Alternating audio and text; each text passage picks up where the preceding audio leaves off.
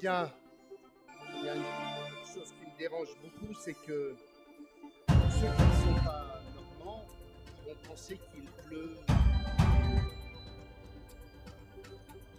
C'est désespérant. Enfin, ceci dit, ça nous permet d'avoir encore une agriculture puissante et productive. Quand on voit à quel point au sud de la Loire, ça devient compliqué avec le réchauffement climatique. Pour nous, on a encore un espace qui est un grand espace de production agricole. Et donc, pour une fois, il pleut un peu plus qu'en Vendée, mon cher Bruno. Et je voudrais tout d'abord commencer par remercier celles et ceux qui, depuis une bonne dizaine d'années, nous permettent de faire chaque année la fête de la pomme. Je pense à monsieur et Mme Bourbonne qui sont là. Je voudrais juste vous dire une chose. Je ne sais pas où ils sont. Ils sont là. Je voudrais juste vous dire une chose. Vous avez accueilli à peu près toutes les personnalités politiques de la droite et du centre droit. Un jour, vous pourrez dire, peut-être bientôt, j'ai accueilli le président de la République.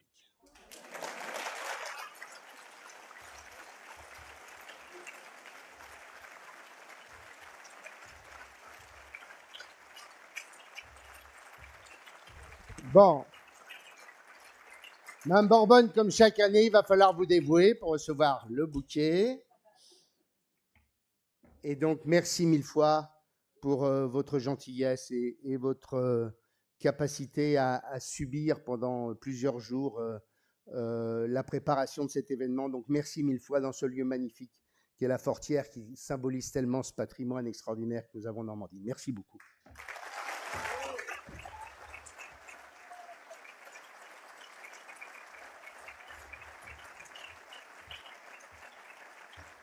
Bien. Mon cher Bruno, tu n'es pas en Vendée, mais je voudrais dire alors pardon pour les conseillers régionaux qui ont entendu ma farce 200 fois, mais j'ai envie de la dire devant le ministre de l'Intérieur tout de même. C'est une terre très particulière, Bruno, que la nôtre. David a évoqué la Normandie conquérante, mais je voudrais dire à tous ceux qui l'auraient oublié, c'est que cette terre des conquérants, cette terre des Normands, elle a notamment été d'une telle puissance qu'elle a influencé une partie de la construction de l'Europe, mais que tu es ici sur la terre de celles et ceux qui ont été les seuls dans l'histoire moderne à conquérir l'Angleterre.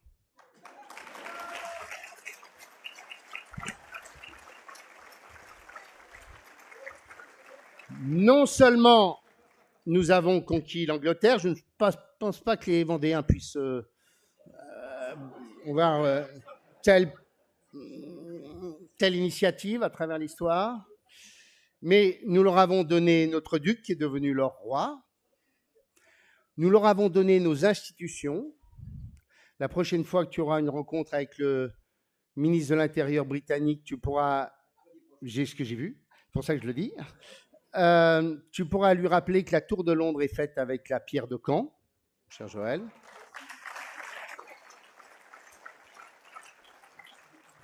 Et non seulement tu pourras leur dire que nous leur avons donné notre duc qui est devenu leur roi. Charles III, quand il s'exprime, dit « Votre duc, mon roi, mon aïeul ». Quand la reine d'Angleterre est décédée, le drapeau qui était sur son cercueil était le drapeau normand. Et nous leur avons donné non seulement notre duc pour devenir leur roi, mais nous leur avons donné nos institutions. J'ajoute même que nous leur avons donné notre culture et notre civilisation. La seule chose qu'on n'a pas su leur donner, c'est le goût de la gastronomie. Donc tu vas leur dire qu'il y a quelques produits normands qui peuvent éventuellement leur donner quelques sources d'inspiration. Je voudrais enfin remercier Thomas Elexhauser, les équipes de la Normandie conquérante qui ont organisé cet événement. Merci à vous. Vous avez fait, comme chaque année, un boulot extraordinaire. Et donc, merci à toute l'équipe qui a organisé cet événement. Merci mille fois.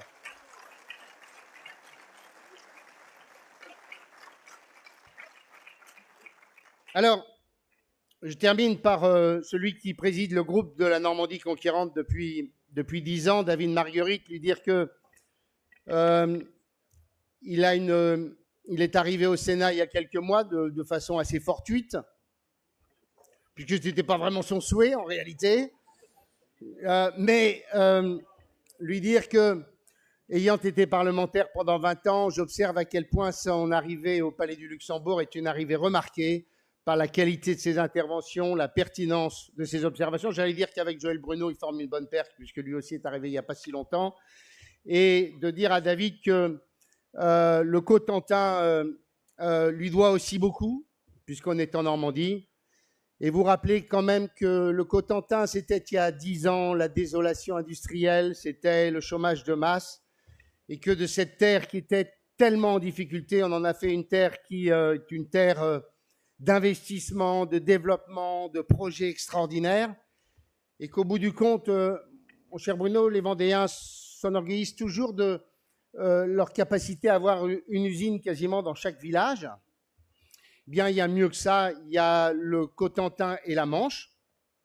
Et tu dois savoir qu'il y a un endroit en France qui a créé le plus d'emplois industriels, plus que Toulouse, et l'aéronautique, c'est le Cotentin. 3600 emplois industriels ont été créés ces dernières années dans le Cotentin, et on est passé d'un taux de chômage d'une douzaine de pourcents à 4% aujourd'hui, c'est-à-dire au plein emploi.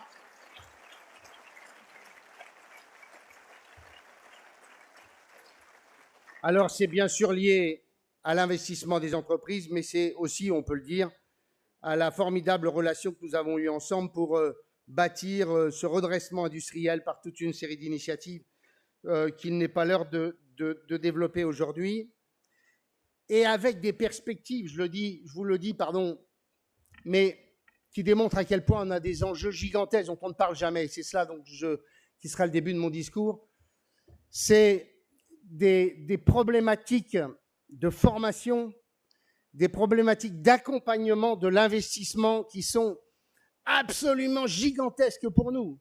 Pour nous, Normands, nous savons qu'entre l'EPR de Penly, pour sa seule construction, 2000 ingénieurs, pour l'ensemble des projets industriels qui sont sur la vallée de la Seine, liés au fait que nous devenons la première région productrice d'électricité décarbonée, avec des projets de plusieurs milliards d'euros, imposant bien sûr à chaque fois des dizaines d'ingénieurs, auxquels vous ajoutez les projets autour d'Orano et du recyclage nucléaire, où il faudra 3000 ingénieurs.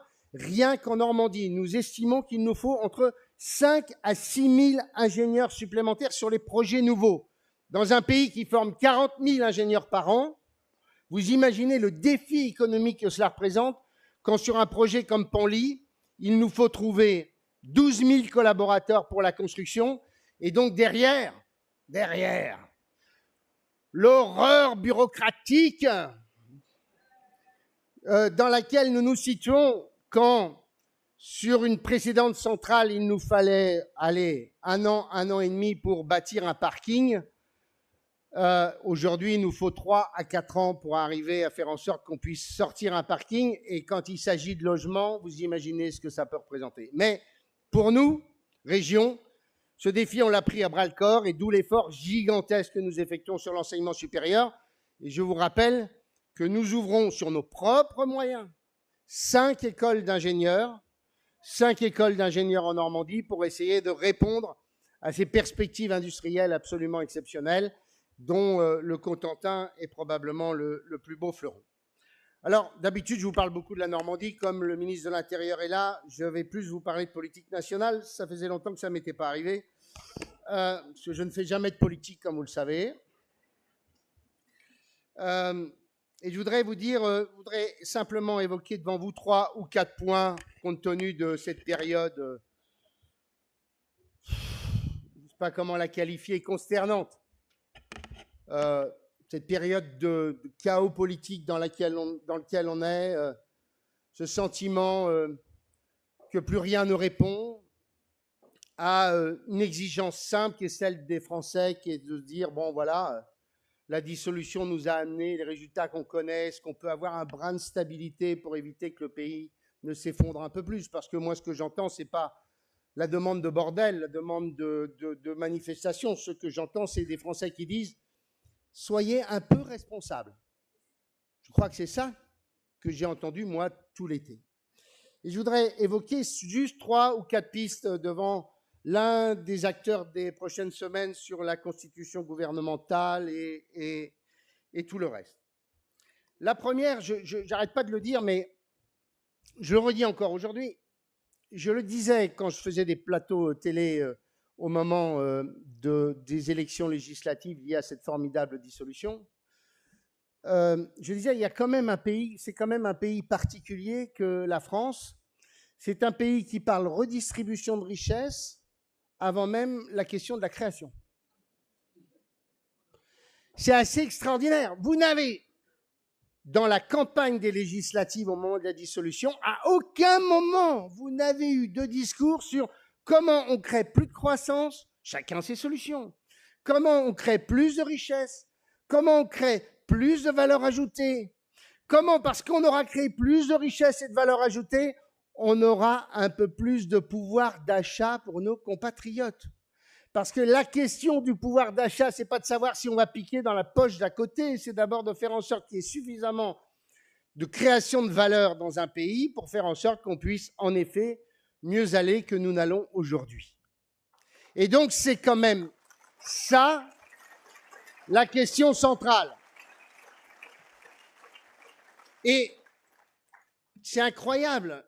L'Europe a fait le choix de ce qu'on appelle le soft power, c'est-à-dire d'être capable d'être une terre d'innovation, de création de richesse, de talent, qui l'amènerait à pouvoir se séparer de devenir une puissance de hard power, de puissance militaire. On a vu le résultat de tout ça, on est des vassaux complets des États-Unis sur une crise qui a lieu en Europe. Mais je regardais les chiffres pour préparer mon intervention et les choses sont assez extraordinaires. C'est que le continent européen a fait le choix de la paix, de la sécurité et de se dire on va bâtir un ensemble normatif avec ses valeurs, ses principes. Et ces valeurs et ces principes vont s'appuyer sur une économie extrêmement performante et l'économie du XXIe siècle. Et pourtant, on n'a pas fait le début du job qu'on aurait dû faire, ni en Europe, ni en France. Quand je regarde 2-3 chiffres, je vous les lis parce qu'ils sont intéressants. En matière de recherche et développement, qui devrait être l'obsession, qui devrait faire partie des priorités majeures et absolues d'un programme politique. Quand les États-Unis consacrent 3,6% de leur PIB, l'Europe y consacre 2%. Quand on parle d'enseignement supérieur, nous qui avons ouvert 2 facs de dentaire, des écoles qui n'existaient pas, qui portons 5 écoles d'ingénieurs, qui finançons 650 millions d'euros dans l'enseignement supérieur durant ce mandat, eh bien, quand les États-Unis consacrent 2,5% à l'enseignement supérieur de leur richesse, nous y consacrons 1,7%.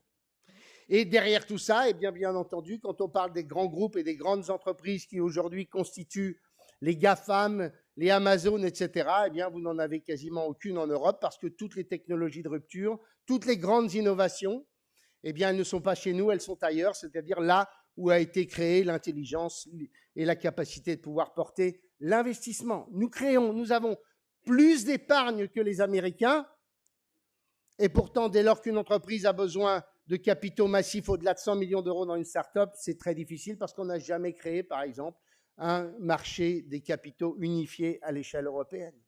Nous n'avons jamais été capables de bâtir un marché qui donne suffisamment de profondeur aux entreprises pour pouvoir ensuite aller à l'exportation. Et au bout du compte, on en arrive au résultat qui est un résultat terrible, terrible. C'est que la France, l'Europe et les États-Unis, c'était à peu près 30% de la richesse mondiale, il y a 20 ans.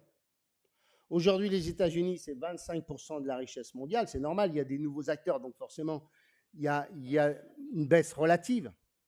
Quand l'Europe, c'est désormais 17% de la richesse mondiale. Et derrière, vous avez une conséquence évidente, c'est que le pouvoir d'achat des Américains est 30% supérieur au pouvoir d'achat des Français quand il était comparable aux Français il y a 30 ans. C'est ça la situation de la France. Et quand enfin, dans cette terre qui est une terre de l'agriculture, Le président des chambres d'agriculture de France, la semaine dernière, qui accueillait l'ensemble de ses collègues de toute la France, me dit « Hervé, tu te rends compte que pour la première fois de l'histoire, la France va avoir une balance de l'industrie agroalimentaire, de l'agroalimentaire déficitaire, que nous manquons aujourd'hui de lait. » J'allais dire que les industriels, parfois, ont un peu de responsabilité sur le sujet en n'ayant pas forcément payé le lait au bon prix. Mais au bout du compte, que la terre de France soit désormais importateur net en matière de produits agroalimentaires, ma chère Clotilde, c'est quand même quelque chose d'assez ahurissant quand on y réfléchit. Et donc, ce que je voudrais, mon cher Bruno, dans la constitution gouvernementale et dans le projet qui nous permettrait de pouvoir tenir encore 19 mois, ça va être long, 19 mois, hein. Très long, très long. Mais c'est qu'on n'oublie pas dans la construction budgétaire que la priorité d'abord, autant que possible, c'est de préserver la création de richesse et de valeur qui est le seul moyen de faire en sorte que nos compatriotes pour qui la vie est si difficile le deviennent un peu moins. Et donc, j'en arrive à mon deuxième point, mesdames et messieurs, et je le dis aux chefs d'entreprise qui sont là, ma chère Jeanne, vous qui êtes là, la présidente des entreprises de taille intermédiaire normande. J'aimerais entendre le patronat expliquer, Jeanne, que la taxe Zuckman, c'est une folie absolue.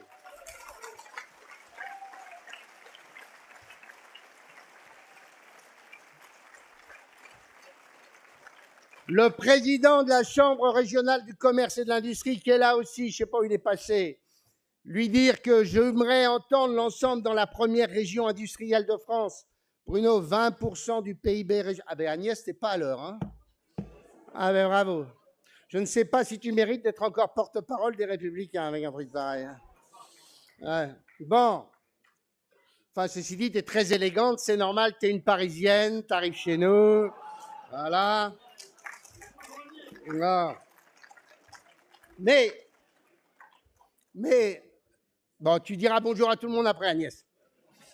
Donc, je dis, ma chère Jeanne, dans cette région qui est une région industrielle, 20% du PIB, 30% de l'emploi est industriel dans des départements comme le vôtre. Dire, mais la taxe Zuckman, mes chers amis, c'est... Alors, j'ai cherché une comparaison, je ne sais pas si elle est très bonne, j'aurais dû la tester avant, mais bon. C'est un peu l'histoire de la poule et de l'œuf. C'est-à-dire, en clair, au lieu de pouvoir tous les jours se dire qu'on va avoir des œufs qui vont nous permettre éventuellement de pouvoir prospérer ou de pouvoir manger, eh bien, on décide de tuer la poule. Je vous assure, c'est ça le sujet. Est-ce que, je vous pose cette question, est-ce que si cette taxe était si intelligente, pourquoi aucun pays au monde ne l'a adoptée? Je vous pose cette question. Il y a des pays sociodémocrates, il y a des gouvernements de gauche en Europe. Je ne connais aucun pays qui s'est dit, tiens, on va décider de taxer le capital des entreprises. Je ne vous parle pas, si vous l'avez vu, d'Éric Coquerel qui n'avait absolument rien compris à l'économie. Heureusement qu'il est président de la commission des finances de l'Assemblée nationale. Mais il y a quelque chose d'incroyable. C'est-à-dire qu'on va taxer le capital. Mais alors, quand on parle du capital, on va taxer quoi? L'outil industriel. On va taxer les machines?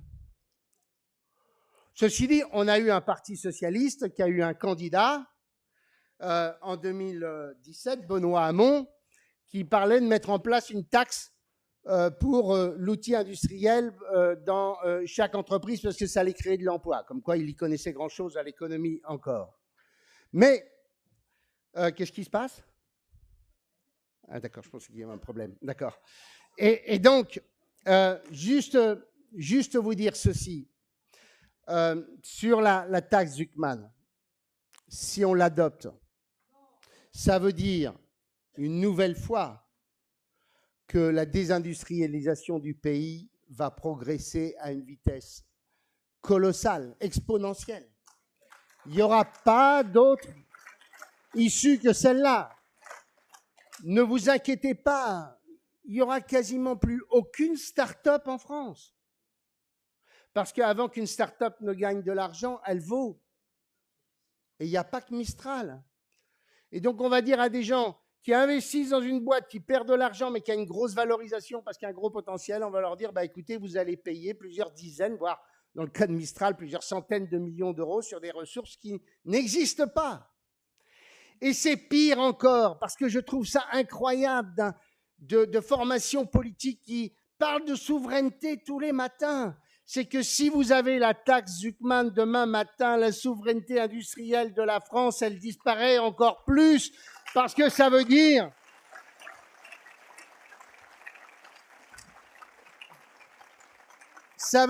tout simplement que le chef d'entreprise n'aura qu'une solution, c'est de se dire je vends la baraque à des fonds d'investissement chinois, américains ou de je ne sais où pour me débarrasser et me dégager d'impôts confiscatoires. Parce que quand j'entends quelqu'un me dire c'est pas très important, il s'agit que de quelques entreprises, celles qui font plus de 100 millions d'euros de chiffre d'affaires, grosso modo, tout le monde pense que c'est Bernard Arnault qui est concerné. Mais non, c'est énormément d'entreprises de taille intermédiaire dont on manque déjà tellement en France. Et donc, mesdames et messieurs, je vous assure, si on veut faire folie, on adopte des mesures comparables à celle-ci. Et donc, j'en arrive à mon troisième point. Je ne veux pas être trop long parce que vous n'êtes pas venu pour moi, je le sais. Ah, merci, merci. J'en arrive au troisième point, j'ai eu l'occasion de le dire au Premier ministre hier qui m'a gentiment reçu. Je lui ai dit une chose simple. Je lui ai dit, bâtir un gouvernement stable pour essayer de tenir le coup jusqu'à l'élection présidentielle, c'est une chose. Mais bâtir un gouvernement en achetant le soutien du PS, en décidant de mettre en œuvre des propositions du PS, c'est une trahison à nos valeurs et à nos principes.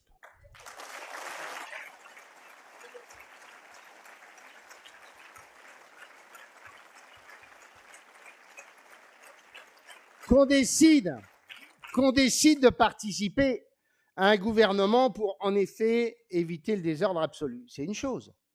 Mais on ne peut pas, nous, droite et centre-droit, je ne suis candidat à rien et absolument pas, mais on ne peut pas, nous, droite et centre-droit, se dire qu'au nom de la stabilité, on va renoncer à tout ce qu'on croit. Ça, ce n'est pas possible. Et ça aurait même un effet inverse. C'est que s'il fallait que nous fassions cela, ou du moins que nous acceptions cela, ça veut dire en clair que nous n'avons aucun crédit au moment de l'élection présidentielle de 2027. Aucun. Aucun. C'est aussi simple que cela. Nous sommes là pour faire en sorte que, autant que possible, le bateau ivre ne soit pas complètement immergé par les flots du chaos politique. Mais nous ne sommes pas là pour, au bout du compte, accepter des mesures qui sont totalement contraires à l'intérêt de la France et des Français. C'est aussi simple que ça. Et dans ce cas-là, je ne suis pas le conseiller de Bruno Retailleau, et des parlementaires qui sont là. Mais dans ce cas-là, pardon, mais on n'a rien à faire dans le gouvernement. S'il fallait que ce soit ça la solution. Ça me paraît assez simple. Bref, je le dis, après taxe Zuckman évacuée, je termine par un dernier point. La fiscalité et l'amélioration de l'action publique. Alors, je me félicite de l'initiative du Premier ministre sur l'idée de la relance de la décentralisation. Moi qui suis régionaliste, je ne vais pas dire le contraire. On le sait très bien, les conseillers, Sophie qui est là, le sait. La région a sauvé des centaines d'entreprises et je suis fier et heureux quand je passe à côté de Louviers ou quand je passe à Cherbourg à côté d'ACPP, d'entreprises qu'on a sauvées avec parfois le concours de l'État, mais où c'est la région qui a pris la main et quand Manoir Industrie, c'est 450 salariés, dernière entreprise française de tuyauterie industrielle de très haut niveau. On a su la sauver, on a su trouver un nouveau repreneur. Donc, je suis ravi de cette histoire. Mais il y a tout de même un certain nombre de difficultés pour la décentralisation. La première, bien sûr, c'est la question des ressources. Parce qu'on ne peut pas avoir de liberté locale et décentralisation accélérée si on n'a pas des ressources nouvelles. La seconde, c'est bien entendu un chef de l'État qui a été le plus grand recentralisateur qu'on ait jamais connu depuis 1958. Je rappelle que le général de Gaulle, en 1969, appelait à la constitution de régions parce qu'il estimait que désormais l'unité de la France et le développement de la France permettaient de pouvoir aller vers ce chemin. Et c'est vers ce chemin qu'il faudrait aller. Troisièmement, on a un sujet qu'on oublie toujours sur la décentralisation. C'est la question des syndicats. Si. Parce que les syndicats sont hostiles à la décentralisation, parce que les syndicats se nourrissent dans leur responsabilité d'un dialogue avec le gouvernement. Et nous le vivons dans l'agriculture plus qu'ailleurs. Nous avons eu la plus grande hostile à la décentralisation en matière agricole, c'était la présidente de la FNSEA, Madame Lambert, qui expliquait que ça n'était pas efficace. Sauf que quand on a récupéré la dotation pour jeunes agriculteurs que désormais nous gérons, il y avait quand même la bagatelle de 1000 dossiers en souffrance, 300 dossiers qui n'étaient pas instruits, des règles bureaucratiques qui faisaient que si l'agriculteur n'avait pas un projet 5 ans plus tard qui était comparable à celui qu'il avait présenté, il devait rembourser l'État, comme si vous pouvez savoir si vous allez avoir 10 vaches de plus ou 10 vaches de moins quand vous vous installez. Et au bout du compte, des liquidations de dotation des jeunes agriculteurs qui étaient quasiment inexistantes. Eh bien, on a là un exemple concret d'une région qui a bâti avec le monde agricole une DGA efficace qui fait qu'aujourd'hui, quand un jeune agriculteur dépose un dossier, 2 mois plus tard, il a son accord de financement. Mais c'est ça. Et deuxièmement, quand en revanche, on nous reprend, je ne vais pas être trop long, les mesures agricoles, environnementales et climatiques que nous gérions et les aides surfaciques que nous gérions, qui ont été confiées à nouveau à l'administration centrale, et que nous manquons beaucoup d'argent parce que l'agriculture normande investit beaucoup parce qu'elle va mieux, et qu'on dit au ministère de l'Agriculture, il faut nous redonner de l'argent parce qu'il y a des lignes de crédit qui ne sont pas consommées pour qu'on puisse aider l'investissement, la performance des exploitations, eh bien, il faut 1 an pour qu'on arrive à débloquer 20 millions d'euros parce que la technocratie, bien entendu, est frein en permanence à cette histoire. Donc, ce n'est pas si simple que ça, la décentralisation, mais il est sûr que si on veut un peu d'efficacité dans l'action publique, on n'a pas le choix que d'aller vers ce chemin, qui est un chemin où, en plus, on associe nos compatriotes à la construction de nos politiques. Je voudrais juste dire que sur la décentralisation, et je termine là-dessus, le sujet, ce n'est pas le millefeuille entre la région, le département et les communes, c'est vraiment marginal. Le sujet, c'est entre l'État central, l'État et les collectivités.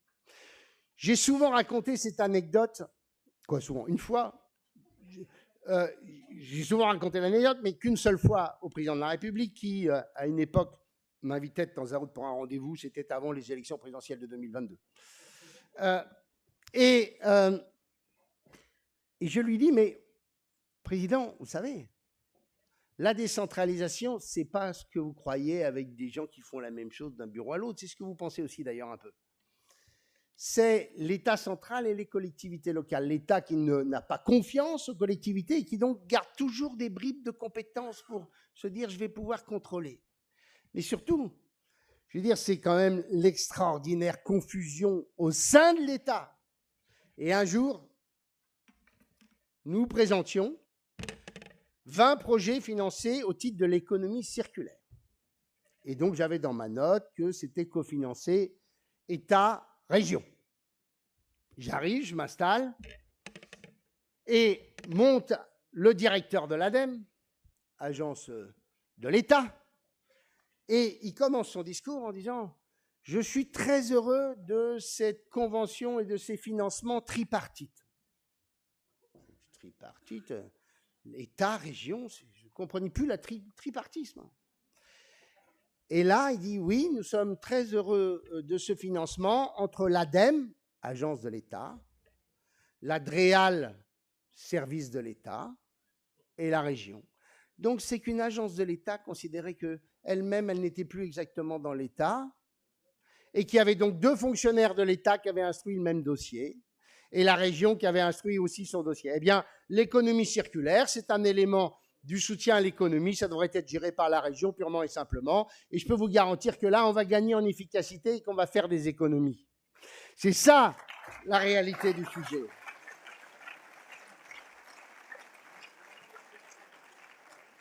Et donc, je termine mon quatrième point.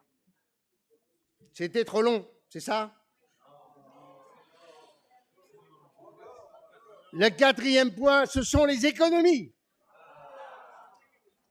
Impôt versus économie. Alors, j'ai entendu Bruno sur BFM, excellentissime, cette semaine. Et moi, je vais vous en donner des pistes d'économie faciles. Le service national universel, il n'a jamais été universel. C'est quelque chose de beau, mais j'y suis allé moi-même à une cérémonie. Et j'ai parlé avec les jeunes. C'était tout. Le service national universel, moi j'ai été un des rares parlementaires, j'étais tout jeune parlementaire à être opposé à la fin du service national. Hein. Donc je peux d'autant plus le dire, j'ai été mis à défense, donc j'ai un peu d'idées sur le sujet quand même. Et j'ai constaté que le service national universel, ça s'adressait à des jeunes qui étaient parfaitement intégrés et qui étaient totalement attachés aux valeurs de la République. Donc ça a eu un vecteur, en effet, en termes de recrutement pour les forces de sécurité intérieure, etc. C'est un beau moment. Mais ça a totalement raté sa cible, qui est celle de s'adresser à celles et ceux qui ont des problématiques avec le drapeau national. Et donc, consacrer plusieurs milliards d'euros, comme le propose le président de la République, pour quelque chose qui a échoué, c'est une première source d'économie. Et donc, l'extinction du service national universel, voilà déjà une première source d'économie assez facile. Je vous en donne une seconde. Les ruptures conventionnelles. Mon fils va être fou, mais c'est pas grave. J'ai un grand-fils qui a plein de copains qui sortent de belles écoles, qui n'ont aucun problème d'employabilité. Nous avons nous-mêmes parfois certains de nos copains qui sont cadres, salariés, techniciens, ingénieurs. Mais j'ai constaté à quel point la rupture conventionnelle était un moyen de pouvoir s'offrir 6 mois de vacances aux frais de la République.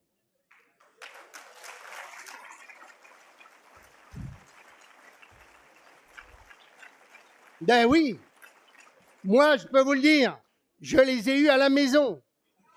Donc je peux vous le dire, c'est globalement, ok, je vais changer de vie là, mon petite rupture. Alors, le patronat, Jeanne, a une part de responsabilité. Parce que souvent, c'est trop facile de faire une rupture conventionnelle plutôt que de dire aux salariés, ben, tu veux partir, tu vas partir. Vous avez en face de moi un président de région, président d'une collectivité, petit chef d'entreprise qui, lorsqu'il y a un salarié dit je veux partir et qui me demande une rupture conventionnelle, je dis non systématiquement. Parce que, pardon, mais ce n'est pas un contribuable. 10 milliards, ça coûte par an de financer les ruptures conventionnelles lorsqu'elles sont parfois légitimes, mais parfois illégitimes. Troisième sujet, je vous en donne 2 autres, ou un seul pour ne pas être plus long. Les énergies renouvelables. Nous sommes dans un pays qui produit plus d'électricité que nous en consommons, à peu près 20%, je fais court. Nous achetons de l'électricité renouvelable autour aujourd'hui de 100 ou 120 € du mégawatt. Énergie qui nous oblige, à l'heure où je vous parle, aujourd'hui, vous avez entre 10 et 20 des 57 réacteurs des centrales nucléaires qui sont à l'arrêt pour laisser de la place aux énergies renouvelables qui ne sont pas stockables.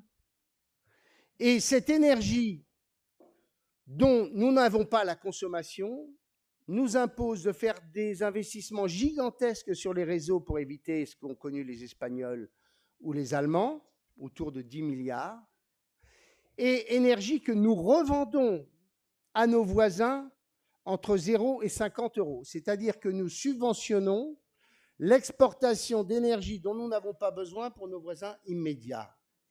Eh bien, si vous voulez faire des économies, vous ne pouvez pas à la fois porter la modernisation de notre parc électronucléaire. Nous pouvons, dans le même temps, prolonger les centrales nucléaires de 20 ans pour le coût de 5 € du mégawatt et continuer à financer des éoliennes terrestres à 100 ou à 120 € du mégawatt ou des panneaux photovoltaïques que nous avons achetés en Chine et que les Français, par ailleurs, au moins pour l'éolien terrestre, ne veulent pas. On a fait un sondage, Bruno, en Normandie. Est-ce que vous êtes favorable à l'éolien terrestre? 6% des Normands sont favorables à l'éolien terrestre. Et donc, il y a quand même, en plus de cela, une espèce d'élément tout de même assez surréaliste dans une démocratie, c'est qu'on impose quelque chose aux Français qui leur coûte de l'argent et qu'ils ne veulent pas. C'est quand même incroyable. Incroyable.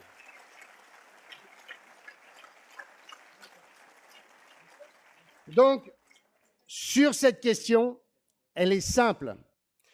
Tant que le pays est largement excédentaire en énergie, il faut limiter les énergies renouvelables là où il y a des filières industrielles, c'est-à-dire l'éolien offshore dont le rendement est nettement supérieur à l'éolien terrestre ou au photovoltaïque. Derrière, il y a des usines, il y a des emplois, il y a des filières industrielles.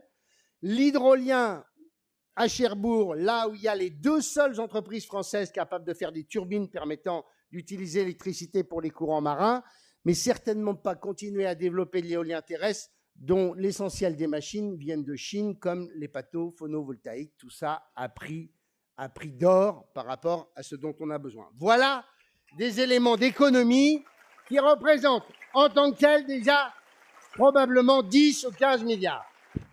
Mme Pluchet m'en dirait encore plus sur le sujet, mais je vais m'arrêter là. Voilà ce que je voulais vous dire en introduction. Et au bout du compte, j'ai juste 2 observations en conclusion. La première, c'est une interrogation, Bruno. Quand on se le dit souvent les conseillers régionaux, il y a tas de choses qui vont bien dans notre pays. Il y a des tas de choses qui marchent. Il y a des tas d'initiatives extraordinaires. Il y a des tas d'entreprises. On a vendredi, en début d'après-midi, j'étais avec le Ganil, les chercheurs de l'université de Caen, 2 entreprises du coin de Cherbourg. Nous serons le seul endroit au monde où nous pourrons proposer une expertise extrêmement précise pour tout le champ du spatial, de l'automobile, etc., sur la protection radiation. Nous serons capables de proposer la totalité du spectre dont ont besoin les entreprises pour le développement. Ce sont des choses qu'on fait pour l'instant, pour l'essentiel, aux États-Unis et ailleurs. Et nous, Normands, avec la région qui a mis 4,5 millions d'euros, eh bien, on va être capable de proposer ça à la planète entière. Il y a une demande gigantesque. Donc, il y a des tas de choses formidables. Et pourtant, dès qu'on pense à la situation en France, on se désole. C'est ça qui est terrible. C'est qu'à la fois, on se réjouit de tas d'initiatives extraordinaires et en même temps, on se désole dès qu'on parle de la France et des grands ensembles. Et donc, il y a cette espèce de contradiction incroyable qui m'amène à cette deuxième question et qui est, à mon avis, tout l'enjeu de l'élection présidentielle et des prochains mois. C'est comment on donne au pays l'envie du redressement. Comment on dit aux Français, on va bâtir une ambition collective. C'est ça qui est incroyable. C'est que quand on est à l'échelle communale, ou même parfois à l'échelle régionale, quand je vois l'enthousiasme autour du millénaire de Guillaume, etc., on arrive à créer cet enthousiasme, cette ambition, cette envie de partage, cette gaieté, cette joie de vouloir faire des choses. Et puis dès qu'on passe à l'échelle nationale, c'est la fragmentation, c'est l'éclatement, c'est la violence comme jamais j'ai vu dans le débat national. Et donc tout l'enjeu, ça sera de pouvoir donner un espoir, une espérance. C'est ça le sujet. Et de faire en sorte que nos compatriotes, pas tous, mais une immense majorité, soient capables de se rassembler autour d'un projet politique. Et pour ça, on compte sur toi, Bruno. Je vous remercie.